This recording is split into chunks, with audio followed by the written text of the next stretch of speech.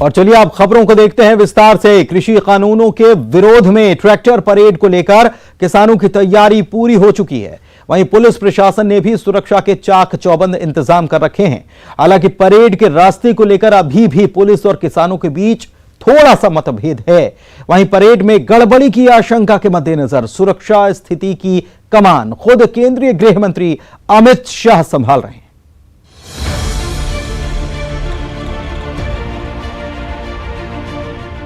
देश की राजधानी दिल्ली इस बार गणतंत्र दिवस पर राजपथ पर आन बान शान की परेड के साथ किसानों की ट्रैक्टर परेड की गवाह भी बनने जा रही है।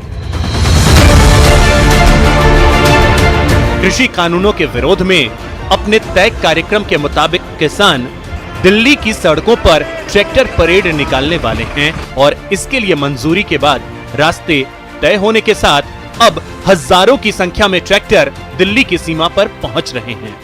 सरकार को मानना तो जरूर पड़ेगा, लेकिन ये टाइम लगेगा, इतनी जल्दी भी मानने की नहीं सरकार। बिना मानो हम नहीं जाने के। ये बढ़िया तरीके से जाएंगे, शांतिपूर्ण जाएंगे, परेड करेंगे और शांतिपूर्ण परेड करके फिर अपने यहीं आ जाएंगे। दिल्ली में किसानों की ट्रैक्टर परेड में गड़बड़ी की आशंका भी लगातार बनी हुई है, जिसके चलते सुरक्षा के कड़े इंतजाम किए जा रहे हैं।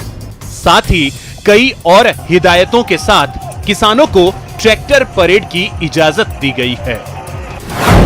ट्रैक्टर परेड को 170 किलोमीटर के 3 रास्ते दिए गए।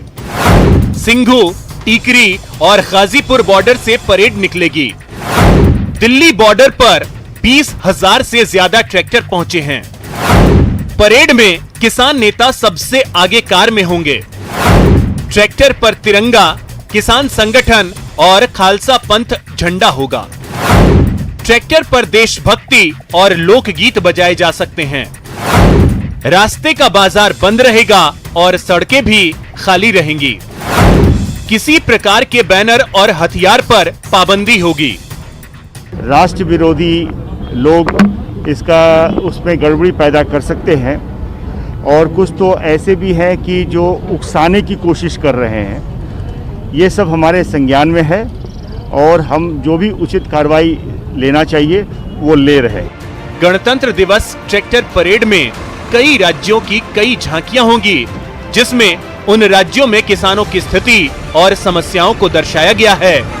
वहीं अगर परेड के दौरान कहीं कुछ गड़बड़ी हुई तो इसके लिए किसान नेता जिम्मेदार माने जाएंगे और उन पर कार्रवाई होगी। Bureau report, news 18 network.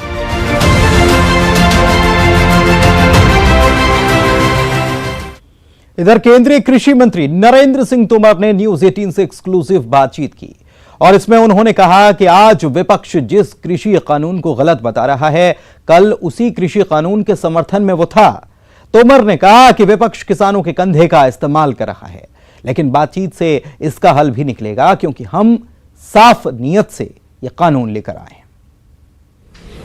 यह कानून आम किसान के हित में है और देश भर के अधिकांश किसान इनके समर्थन में खड़े हुए हैं। कुछ किसान संगठन हैं जो इसका विरोध कर रहे हैं, आंदोलन पर हैं। भारत सरकार ने 11 दौर की वार्ता उनसे की है और उनसे यह पता करने की कोशिश की है कि इन बिलों में किसानों के लिए तकलीफ कहाँ है।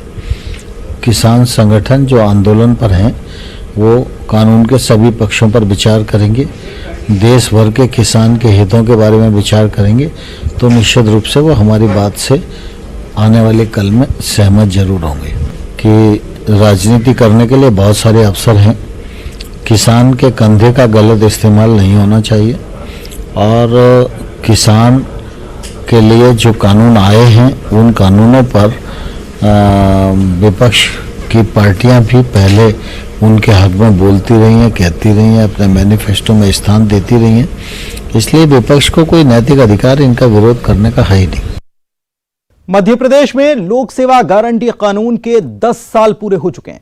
इस मौके पर मुख्यमंत्री ने लोक सेवा सुशासन के क्षेत्र में उत्कृष्ट कार्य करने वाली संस्थाओं, व्यक्तियों का सम्मान किया और लोक सेवा और सुशासन के क्षेत्र में उत्कृष्ट कार्य करने वालों को लोक सेवक अधिकारी और लोक सेवा केंद्रों को प्रशस्ति पत्र भी प्रदान किया।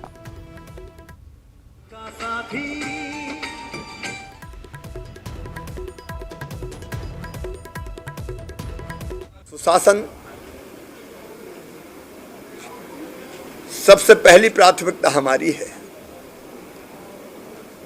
और सुशासन का मतलब बिना लिए दिए, बिना समय गवाए, बिना चक्कर लगाए समय पर सेवाओं का लाभ मिले। मोबाइल पे ही सेवाएं कैसे मिल जाएं?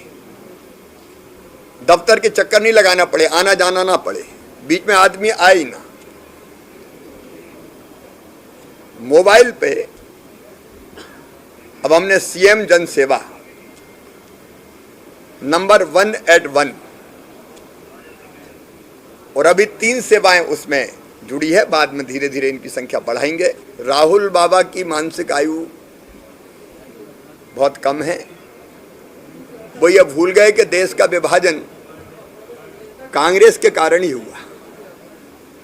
1947 में देश बटा तो कारण अगर कोई है तो एकमात्र कांग्रेस है। अब मुझे आश्चर्य है कि जय श्री राम आज जन जन का मंत्र है, लेकिन कुछ लोग ऐसे हैं कि पता नहीं मानसिकता उनकी कैसी हो गई है। अब जय श्री राम में चिढ़ने की जरूरत क्या है किसी? आपने सेवा मांगी, 7 दिन में देना नहीं मिली तो 8वें दिन कंप्यूटर ने सेवा जनरेट की और आपको भेज दी। तो आदमी की जरूरत ही नहीं पड़े, कंप्यूटर बाबा ही पैदा कर दे। वो कंप्यूटर बाबा की बात नहीं कर रहा। बीजेपी दफ्तर में बीजेपी महिला मोर्चा का कार्यक्रम आयोजित किया गया, जिसमें सीएम भी पहुंचे और प्रदेश अध्यक्ष भी पहुंचे। यहां पर उन्होंने राजमाता विजयाराजे सिंधिया को याद किया, उनके संस्मरण को साझा किया और कहा कि अब पूरा परिवार एक पार्टी में है। पहले राजमाता और अब उनके पोते ने सरकार गिराई है। आज वो बहुत प्रसन्न होती भारतीय जनता पार्टी के विशाल वट वृक्ष को देख के। अयोध्या में भगवान राम के मंदिर का निर्माण हो, कितनी तड़प थी उनके दिल में। आज जहां होंगी बहुत प्रसन्न होगी और इसलिए भी प्रसन्न होगी कि एक बार तो उनने कांग्रेस की सरकार तोड़ के गिराई थी, दोबारा बन गई अल्पमत की सरकार तो उसको उनके पोते ने उखाड़ के फेंकने में सहयोग किया और अब पूरे खानदान इकट्ठा हो गया, एक ही पार्टी में आ गए। मध्य प्रदेश में नगरीय निकाय और पंचायत चुनाव को लेकर न सिर्फ सियासी दल बल्कि मतदाता भी बेसब्री से अब इंतजार करने लगे हैं और ऐसे में राज्य निर्वाचन आयुक्त ने इस बात के संकेत दे दिए हैं कि सूबे में 3 मार्च के बाद कभी भी चुनाव हो सकते हैं।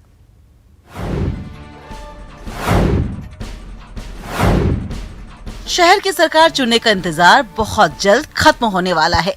राज्य निर्वाचन आयुक्त ने इस बात के संकेत दिए हैं कि अब निकाय और पंचायत चुनाव आगे और नहीं टलेगा। 3 मार्च तक मतदाता सूची फाइनल होते ही कभी भी निकाय चुनाव की तारीखों का ऐलान हो सकता है। अब आगे नहीं बढ़ेंगे, बहुत हुआ। ये नहीं बताते हैं, बट आप अंदाजा लगा सकते हैं कि 3 मार्च को हमारी मतदाता सूची फाइनल होगी और हमने इतना तो मंच से बोल दिया है कि मतदाता सूची फाइनल होते ही हम तुरंत चुनाव करेंगे। ईवीएम से ही होंगे सर? चुनाव ईवीएम से ही होंगे। राज्य निर्वाचन आयुक्त ने एक बात और साफ कर दी है कि शहर की सरकार चुनने के लिए जो निकाय चुनाव होंगे वो ईवीएम के जरिए होंगे, जबकि सरपंच के चुनाव के लिए मतपत्रों का इस्तेमाल किया जाएगा। सरपंच का चुनाव है वो मतपत्र से होगा क्योंकि बहुत बड़ी संख्या है। कोरोना के खतरे के बीच चुनाव आयोग ने अब उम्मीदवारों के लिए एक नई सुविधा तैयार की है। अब कोई भी उम्मीदवार घर बैठे अपना नॉमिनेशन ऑनलाइन फाइल कर सकता है। हाँ, एक बार तमाम दस्तावेज और इनपुट फीड करने के बाद उसे कलेक्ट्रेट में उपस्थित होना होगा, लेकिन बार बार कलेक्ट्रेट जाने की असुविधा से उम्मीदवार बच जाएगा। इलेक्ट्रॉनिकली भी आदमी अपना नॉमिनेशन भर सकता है, अपने घर में बैठ करके नॉमिनेशन फॉर्म भर सकते हैं। उसके लिए आपको कलेक्ट्रेट तक आने की ज़रूरत नहीं है, लेकिन एक बार स्वयं उपस्थित होकर के उसे कलेक्टर को प्रस्तुत करना होगा, वो ज़रूरी है। फ़र्क क्या है कि आप जब इलेक्ट्रॉनिकली करते हो तो उसमें कुछ भी गलती हो जाए, कोई सुधार आप करना चाहते हो तो उसको बैठे बैठे आप अपने घर पे कर सकते हो। तो एक बार जब आप पूरी तरीके से संतुष्ट हो जाएं कि नॉमिनेशन आपने ठीक से भर लिया है, अपने संतोष के लिए चाहे तो 4 आदमियों को दिखा दें, विद्वानों की राय ले लें, उसके बाद फिर आप उसका प्रिंट आउट निकाल करके और ला के कलेक्टर के सामने या जो भी आपके लिए निर्वाचन अधिकारी घोषित किया गया है उसके सामने प्रस्तुत करें। हालांकि प्रदेश भर में भले ही चुनाव की तारीखों का ऐलान ना हुआ हो, लेकिन सियासी दलों ने तो चुनावी शंखनाद तो कर ही दिया है। अब आधिकारिक तौर पर अधिसूचना जारी होने का इंतजार है। Bureau report, news 18। इधर एमपी में नाम बदलने की राजनीति में अब पूर्व मुख्यमंत्री उमा भारती भी कूद गई हैं। उमा भारती ने हलाली डैम के नाम को लेकर नाराजगी जताई और बैरसिया विधायक विष्णु खत्री को पत्र लिखा। उन्होंने लिखा कि हलाली शब्द से घृणा होती है, हलाली डैम विश्वासघात की कहानी याद दिलाती है। वहीं उमा भारती के खत पर कैबिनेट मंत्री उषा ठाकुर ने कहा कि विभाग इस पर जल्द फैसला लेगा।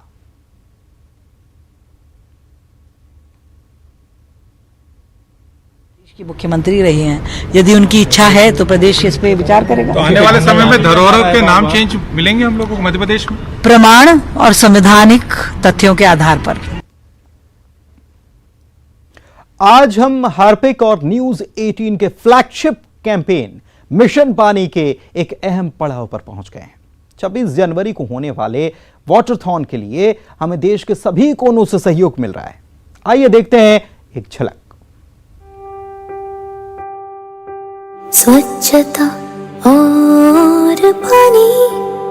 उत्तर प्रदेश सरकार का यह प्रयास है कि जल संसाधन का विवेकपूर्ण उपयोग करते हुए इसका नियोजित प्रबंधन किया जाए। विगत 2 दशकों में विभिन्न कारणों से भूगर्भ जल की मांग में अप्रत्याशित वृद्धि हुई है। इससे जहां एक ओर जल की उपलब्धता में कमी आई, वहीं दूसरी ओर जल पलायन की समस्या भी उत्पन्न हुई है। इसे ध्यान में रखकर जल संरक्षण से जुड़े कार्यक्रमों के संबंध में व्यापक स्तर पर जागरूकता सृजन करना आवश्यक है। इस दृष्टि से मिशन पानी कार्यक्रम का संचालन अत्यंत उपयोगी है। हमको बचानी है ये जिंदगानी। वक्त एक ब्रेक का हो चला है, जल्द लौटेंगे।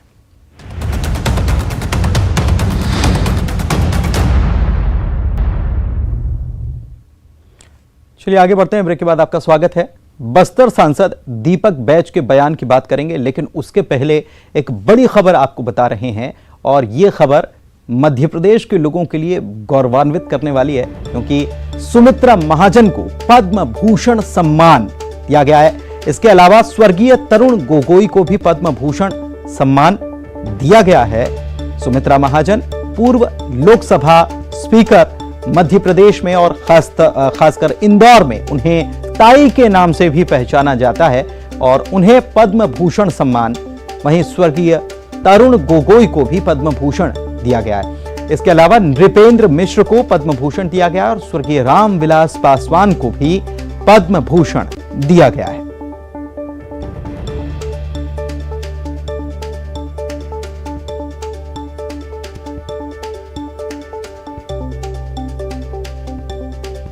तो ये बड़ी खबर इस वक्त आपको बता रहे हैं। सुमित्रा महाजन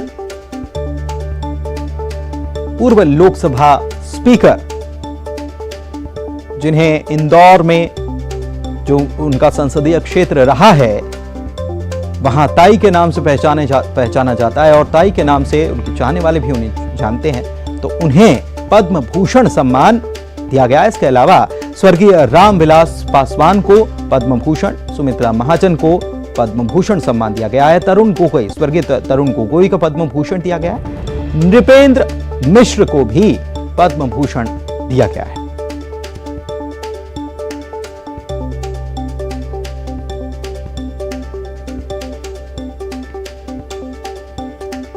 और इस वक्त हमारे साथ सुमित्रा महाजन खुद पूर्व लोकसभा स्पीकर ताई हमारे साथ जुड़ी हुई हैं। सुमित्रा जी, स्वागत है आपका न्यूज़ 18 पर। और ये इस वक्त हम खबर बता रहे हैं कि आपको पद्म भूषण सम्मान दिया गया है, क्या कहेंगी? मैं क्या कहूँ, मेरे कुछ के नहीं समझ में आ रहा है। मैंने ऐसा कोई बड़ा काम नहीं किया था, कुछ नहीं, जो दिया वो वही जाने, मगर आनंद हो रहा है और क्या होती। बाकी हालांकि वास्तव में मुझे नहीं मालूम, मैंने कुछ भी ऐसा नहीं किया है बड़ा काम। नहीं ताई, इंदौर के लोगों के लिए, मध्य प्रदेश के लोगों के लिए बहुत बड़ा गौरव का क्षण है आपको ये सम्मान मिलना। हाँ, ये बात है, और credit goes to Indore people कि उन्होंने मुझे 8 बार चुनाव जिता दिया।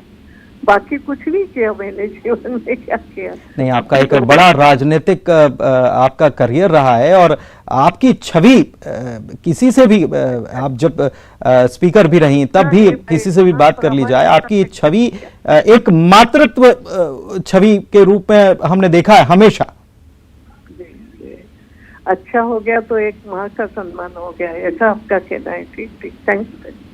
चलिए, बहुत बहुत शुक्रिया, बहुत बहुत शुक्रिया हमसे बात करने के लिए। तो सुमित्रा महाजन पूर्व स्पीकर खुद इस वक्त जुड़ी थी और उनका कहना है कि मैंने ऐसा कुछ नहीं किया, मैंने तो केवल अपना काम किया। ये उनकी सादगी है, ये उनकी सादगी है और इसी सादगी को देखिए आप। पद्म भूषण सम्मान सुमित्रा महाजन ताई को मिला है, स्वर्गीय तरुण गोगोई को भी पद्म भूषण, नृपेंद्र मिश्र को पद्म भूषण सम्मान मिला है, स्वर्गीय रामविलास पासवान को भी पद्म भूषण सम्मान दिया गया है, कपिल तिवारी को पद्मश्री सम्मान दिया गया है।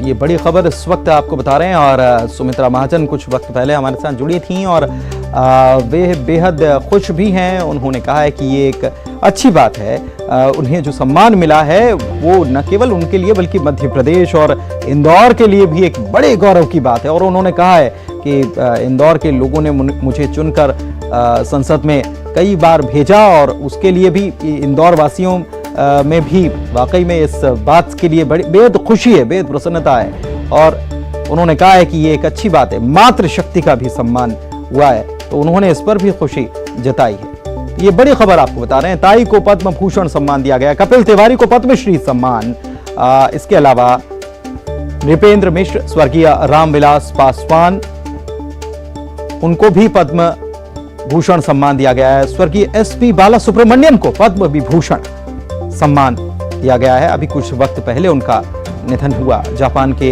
पूर्व पीएम को भी सम्मान दिया गया है और मौलाना वहीदुद्दीन खान को पद्म विभूषण मिला।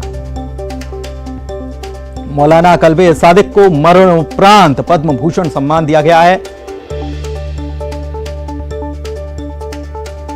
और बड़ी खबर इस वक्त आपको बता रहे हैं, पूर्व लोकसभा स्पीकर सुमित्रा महाजन को पद्म भूषण सम्मान दिया गया है। राधेश्याम बारले को पद्मश्री सम्मान, स्वर्गीय तरुण गोगोई को पद्म भूषण सम्मान, नृपेंद्र मिश्र, स्वर्गीय रामविलास पासवान को भी पद्म भूषण सम्मान दिया गया है। इसके अलावा जाने माने गायक स्वर्गीय एसपी बाला सुब्रमण्यम, उन्हें भी सम्मान दिया गया है। जापान के पूर्व पीएम शिंजो आबे को पद्म विभूषण सम्मान दिया गया है। इसके अलावा मौलाना वहीदुद्दीन खान को पद्म विभूषण और मौलाना कल्बे सादिक को मरणोपरांत पद्म भूषण सम्मान दिया गया है।